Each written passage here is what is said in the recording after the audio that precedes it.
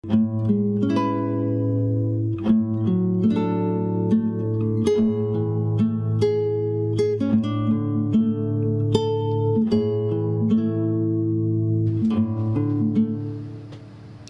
now,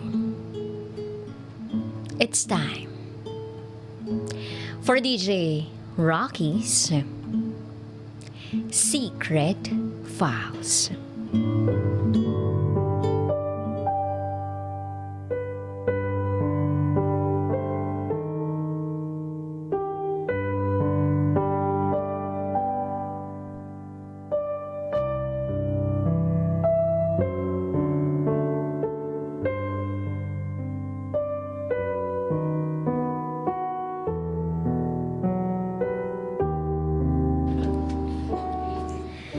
Kabit ako. At isinugal ko ang lahat para sa inaakala kong tamang tao.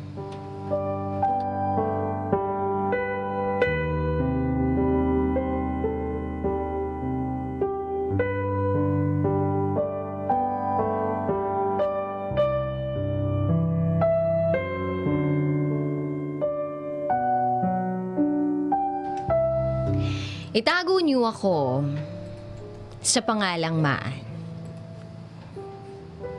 25 years old. Isa akong single mom. Iniwan ako ng ama ng anak ko nang 3 months pa lang akong buntis. Basta na lang niyang sinabi sa akin na ayaw niya na. Hindi ko siya hinabol. Nanahimik lang ako. Dinibdib ko lahat ng nangyari sa akin. After kong manganak, nagtrabaho ako sa call center company. Marami nagpaparamdam pero palagi kong sinasabi sa kanila na wag na lang ako kasi may anak na ako. Mas pinili kong maging single. Natakot akong makipagrelasyon uli kasi baka matulad na naman sa dati. Lokohin na naman uli ako. Kaya yun, lumipat ako ng nature ng trabaho para makaiwas. Ang main goal ko noon ay maayos ang buhay namin ng anak ko. Nagtuloy-tuloy naman yun. Not until nang nakilala ko siya. Mag 3 years na akong single noon. Thanksgiving party namin noon nang mag-decide ang boss namin nang magkaroon kami ng beach party. Para sa matagumpay na Oplan Sumvac last April 2017. Busy kami ng mga katrabaho ko sa pagsiswimming nang may mga dumating na UTV at patrol. Sina Mayor umattend din sila pero may isang tao na pumukaw ng atensyon ko. Noon ko lang siya nakita. Matangkad na lalaki. Medyo kayumanggi. May dimple sa kanang pisngi. In short, gwapo siya. Palagi siyang nakangiti. Nakaputing t-shirt siya noon at simpleng pantalon. Pero angat na angat ang kagwapuhan niya sa mga kasama niya. Inakala ko noon na baka bodyguard yon nung guest namin na taga MWSS. Hanggang sa hindi na talaga ako nakatiis. Tinanong ko na yung kasama ko kung kilala nila yung bagong mukha na kasama ng bodyguards ni Mayor. Sabi nila, Renz ang pangalan nito. At meron na daw asawa yung lalaking yun. Bigla akong nalungkot. Nasabi ko na lang sa isip ko, ay, sayang, taken na pala siya. Hanggang sa isang araw, pumasok ako sa office. Nakita ko siya. Tumingin ako sa kanya pero hindi ko pinapahalata. Hanggang sa lumipas pa ang mga araw-araw. Tuwing papasok ako sa opisina, palagi kaming nagkikita. Hanggang sa lumipas ang mga buwan. Quarter meeting namin noon nang tinawag niya ako sa pangalan ko. Ngiti lang ang itinugon ko sa kanya. Nasa guardhouse ako noon nung tumawag siya sa kasamahan niya na ipinapahingi niya sa kasamahan niya yung number ko. Siyempre, kinilig ako. Ibinigay ko naman. Pero sa isip ko, baka makikipagkaibigan lang siya. Oo, crush ko na siya nung una pa lang. Pero ayoko nang lumalim pa ang nararamdaman ko para sa kanya. Kaya lang, lumipas pa ang mga araw, nagkaka-text na kami. Tumatawag din siya. At sa tuwing ginagawa niya yun, para bang ang saya-saya ko. Parang kompleto na ang araw ko na makita ko lang ang ngiti niya. Parang nararamdaman ko uli kung paano kiligin. Kung paano na may nag-aalaga sa'yo. Yung pinapahalagahan ka. Hanggang sa sinagot ko na siya. Oo. Sinagot ko siya kahit natatakot ako. Kasi baka hindi ko kayanin. Baka hindi ko kasi kayang maiskandalo ako. Sabi naman niya sa akin, hindi niya raw hahayaan na mangyari yun. Alam ko na pangalawa lang ako sa buhay niya. Pero never niyang ipinaramdam sa akin yun. Siya yung tipo ng lalaki na pinapangarap ko noon pa man. Seloso siya pero lagi kong sinasabi sa kanya na wala naman siyang dapat ipagselos. Kasi siya lang ang tanging mahal ko. Isang araw, nag-decide akong ipatattoo ang pangalan niya. Nagalit nga siya sa akin noon eh. Paano daw kapag nag-apply ako ng trabaho? Pero baliwala sa akin yun. Kasi ang gusto ko ay maniwala siya na siya lang. Minsan nag-aaway kami pero naaayos din naman namin. Nakita ko kung paano siya maging ama sa mga anak niya.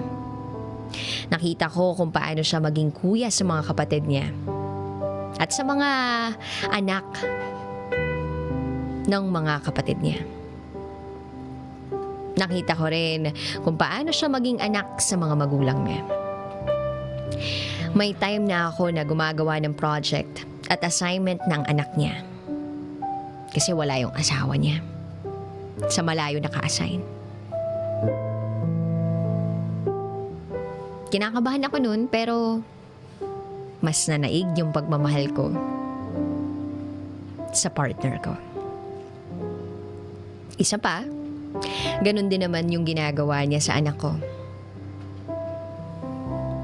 Ipinag-grocery niya yung anak ko. At paminsan, magkasama kaming lumalakad. Ipinakilala ko siya sa mga college friends ko. Tapos siya, binibigyan niya ako ng oras. Pagaling siya sa biyahe, hindi pwedeng hindi siya dadaan sa bahay. Tapos magdadala siya ng mga pasalubong sa akin. May time pa nga noon na nag-out of town siya kasi kinuha siyang driver noon. Mahirap ang signal doon. Halos 4 days din sila doon. 1 in the morning na sila nakarating noon, pero dumiretso siya sa bahay kahit na pagod siya. Kahit 12 hours siyang nag-drive.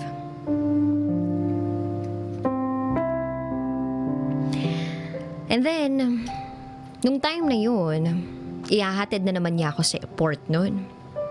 Kasi ako naman yung aalis. May pa-training kami. Habang nakasakay ako sa bangka, ring ng ring yung cellphone ko. Tiningnan ko at nakita ko yung number ng boyfriend ko.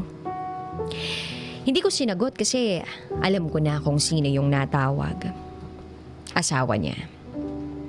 After ng 2 days ng training, umuwi na kami.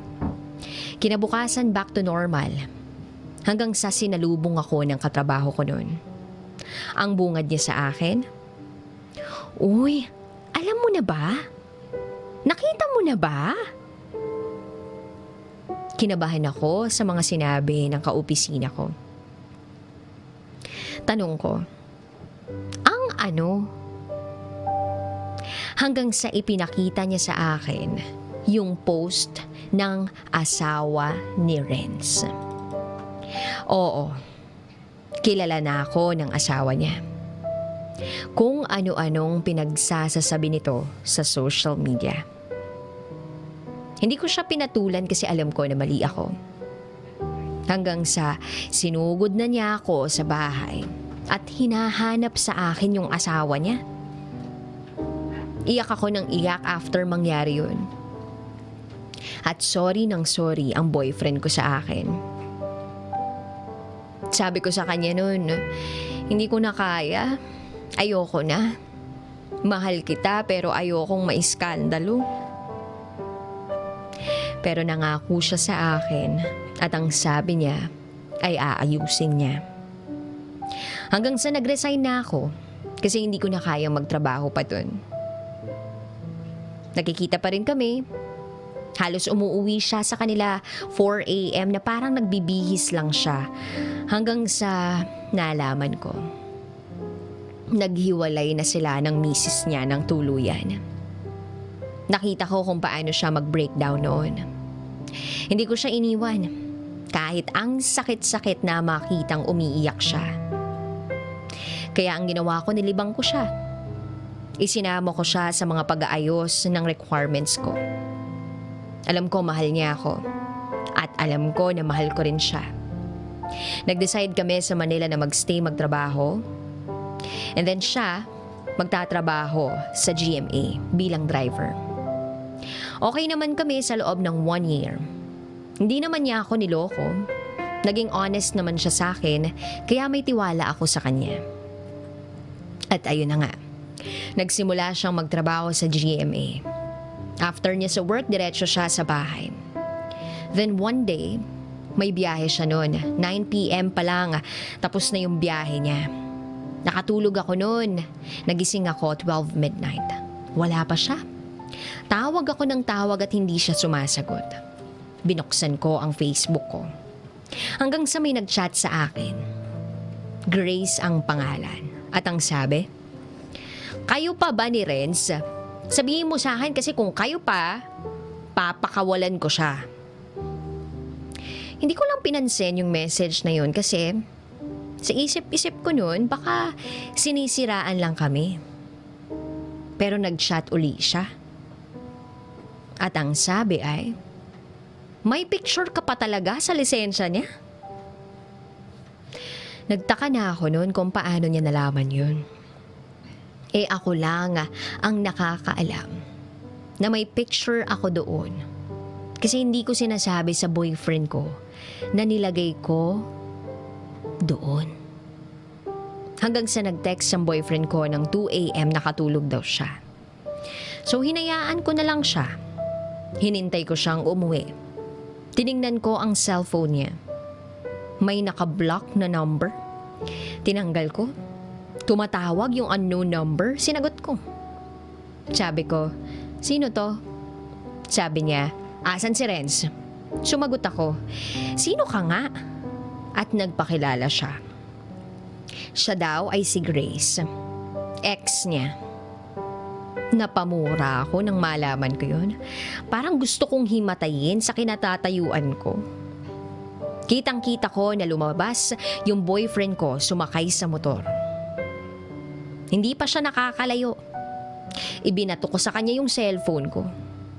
Iyak ako ng iyak. Hagulgul ako. Hindi ko maintindihan paano niya nagawa sa akin yun. Paano niya ako naloko ng ganun? Pagkatapos ng lahat ng nangyari, hindi ko na alam.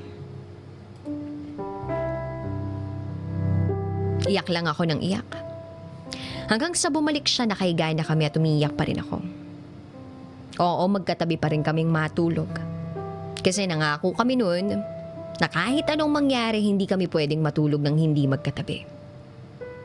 Nakatalikod ako noon, niyakap niya ako.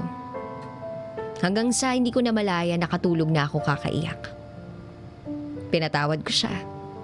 Naging okay na naman kami. Lumipas ang buwan, nakita ko na nagsusumikap naman siya para sa binubuo naming pamilya. Tinutulungan niya ako sa mga gastusin ko sa pag-a-apply ko sa abroad. August 28, Nagpasya akong umuwi ng province kasi may special event yung anak ko. At sa pag-uwi kong yon, niloko na naman niya ako. Doon siya sa ex niyang tumuloy. Nag-text yung babae niya sa akin habang tulog siya gamit ang cellphone niya. Iyak ako ng iyak. Halos para na akong mababaliw nun. Siyempre, itinanggi na naman niya. Hanggang sa bumalik ako ng Manila. Imbes na yakap ang isinalubong niya sa akin, binugbog niya ako. Kasi kinumpronto ka siya sa gawa nung text niya sa akin. Pinatawad ko pa rin siya kasi mahal na mahal ko siya eh. Dilinuk ko lahat ng pride ko. Hindi ako nakinig sa mga sinasabi ng pamilya ko. Masyado akong nabulag sa pagmamahal ko sa kanya. Naranasan ko noon, walang-wala kaming pera. Wala rin kaming matuluyan. Nagpunta kami sa kapatid niya, imbes na dun kami patulugin kasi bumabagyo nun, pinaalis pa rin kami. Kalakasan ng ulan at ng hangin, naghahanap kami ng matutulugan. Buti na lang, may konting ibinigay yung kapatid niya. Nakakuha kami ng kwarto.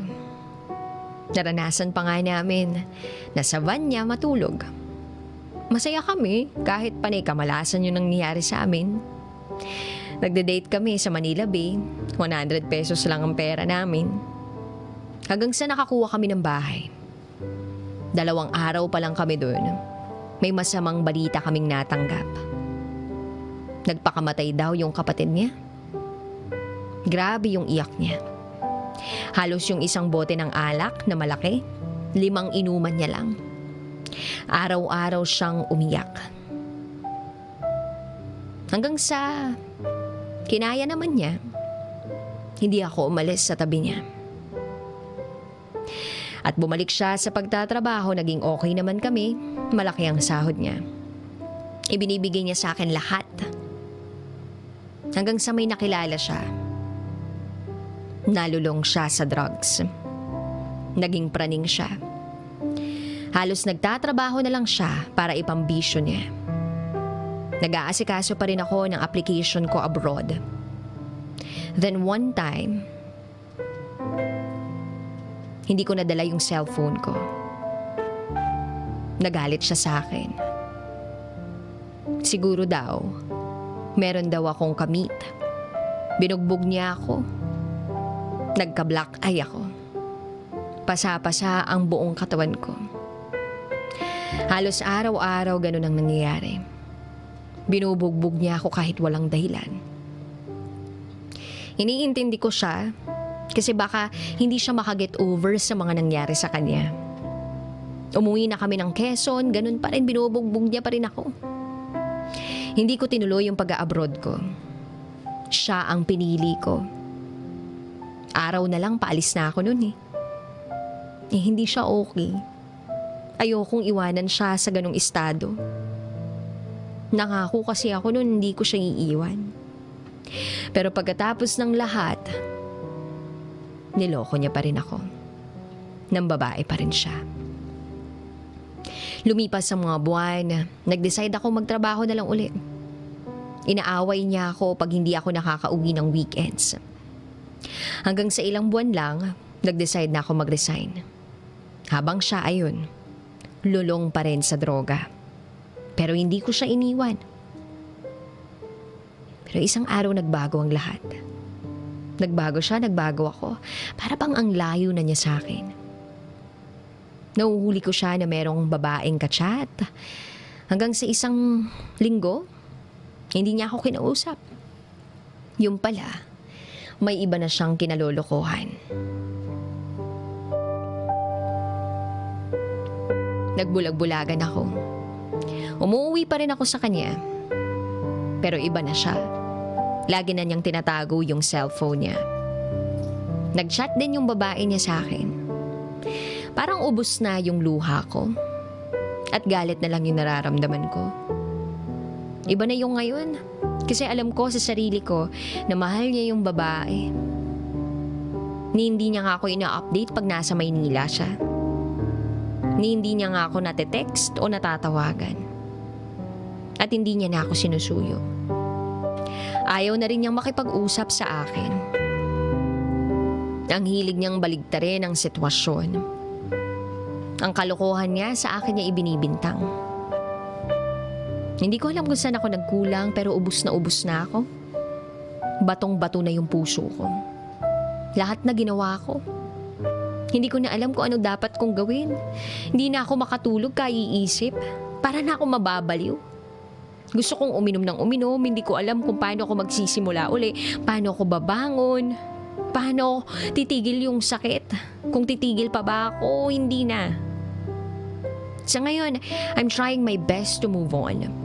Umaasa ako na one day magigising siya na maisip niya na ako yung babaeng para sa kanya. Mahal ko siya. Mahal na mahal ko siya. At kaya kong iwan ang lahat para sa kanya. Totoo pala yun, no? Na pag nagmamahal ka ng totoo, kahit gaano nakasakit lahat ng nangyayari, ititake mo pa rin yung risk. Kasi sobra mo siyang mahal. Na kahit ang daming dahilan para iwan mo siya, naghahanap ka pa rin ng isang rason para magstay. O kahit wala ka nang makitang rason, pinipilit mo pa rin. Kasi sobrang mahal mo yung tao eh. Na kahit ang daming tao na yung tutol sa inyo, nagbubulag-bulagan ka pa rin. 2 taon na puno ng tawanan at iyakan. Sa loob ng halos 2 taon, walang araw na nagdalawang isip ako sa'yo. Every day, ikaw ang pinipili ko. Kahit na ibang tao o bagay ang pinipili mo, minsan, nasa likod mo lang ako naghihintay na lumingon uli sa akin. Masakit, oo, pero pag nakikita ko naman na masaya ka sa mga choices mo, syempre susuportahan kita. Kung may isang bagay man na siguradong sigurado ako, at yun ay yung pagmamahal ko sa'yo. Maraming salamat sa lahat ng ginawa mo para sa akin. Sa mga itinuro mo sa akin.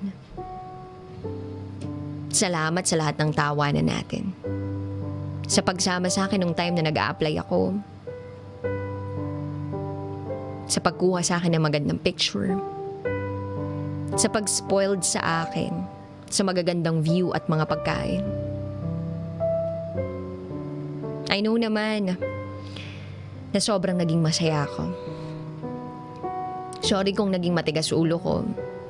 Sorry kung ang bagal kong kumilos tuwing may lakad tayo.